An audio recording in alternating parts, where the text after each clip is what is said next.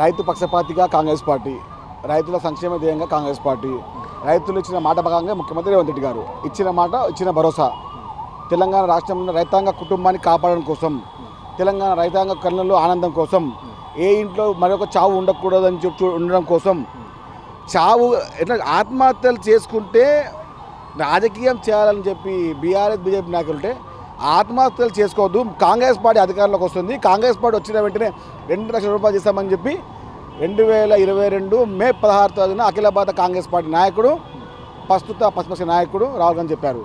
ఇచ్చిన మాట ప్రకారంగా రైతుల రుణమాఫీ చేయబోతున్నాం. ఈరోజు ఒక దఫా, మళ్ళీ ఒక దఫా ఆగస్టు 15 లోపల 2 లక్షల రుణమాఫీ చేస్తున్నాము, చేసి తీరుతాము. రైతు బంధును ఎగ్గొట్టి ఆ పైసల్ని ఈ భరోసా అంటే ఈ మాఫీ వైపు మళ్ళిస్తున్నారని బీఆర్ఎస్ అంటుంది. మంచి అయితే ఓరలేని ఒక కుటుంబం ఉందంటే అది కల్లకుంట్ల కుటుంబం. రైతులు ఎప్పుడు బాధపడుతుండాలి, రైతులు ఎప్పుడు ఏడుస్తుండాలని చెప్పి ఉండే కుటుంబం బీఆర్ఎస్ కుటుంబం. రైతు కంట్ల కన్నీరు కారకుండా చేయడానికి ఎంత పెద్ద అడ్డంకినైనా తొలగించే విధంగా కాంగ్రెస్ పార్టీ ముఖ్యమంత్రి రేవంత్ రెడ్డి గారు ఉన్నారు. ఆయనకు తోడుగా బట్టి విక్రమ గారు ఉన్నారు.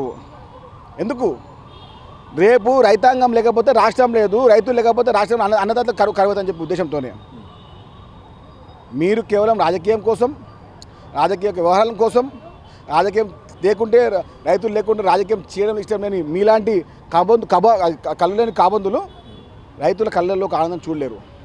ఈ రోజు నుండి బీజేపీ బీఆర్ఎస్ పార్టీలకు కాలరాతులే. వాళ్ళు నిద్రపోని రోజులు ఈ రోజు లెక్క పెట్టుకోవచ్చు. మీరు ఎప్పుడైనా రైతులని ఇబ్బంది పెట్టిర్రు ఢిల్లీలో బీజేపీ పార్టీ, తెలంగాణ రాష్ట్రంలో బీఆర్ఎస్ పార్టీ.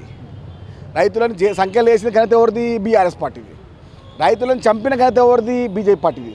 ఇప్పుడు ఈ ఇద్దరు మాట్లాడుతున్నారు రైతుల కోసం. అది నోరా ఇంకేమైనా మోరా? కనికరం లేదా మనుషులంటే మీకు? రైతులు మనుషులు కాదా? వాళ్ళ ఇంట్లో ఆనందాలు ఉండకూడదా?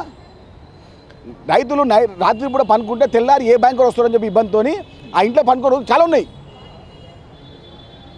ఒక రైతు బిడ్డగా, ఒక కాంగ్రెస్ పార్టీ అధ్యక్షుడిగా, కాంగ్రెస్ పార్టీ ముఖ్యమంత్రిగా అది తెలిసి ఎన్ని అడ్డంకులు వచ్చినా ఈరోజు రైతులకు రుణమాఫీ చేశాము. కాంగ్రెస్ పార్టీకి అధికారం కొత్త కాదు.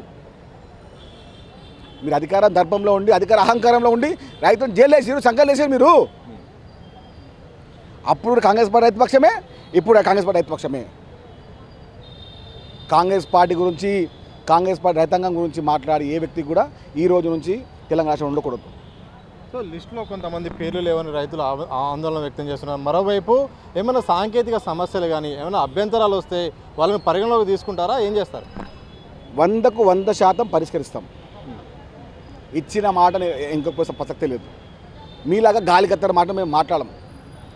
ఒకసారి కాంగ్రెస్ పార్టీ కమిట్మెంట్, ఒక మాట ఇస్తే కమిట్మెంటే. ఎన్ని సమస్యలు వచ్చినా, ఎంత అడ్డుకున్నా, ఎన్ని అడ్డంకులు వచ్చినా ముందుకు పోయి తీరుతాము.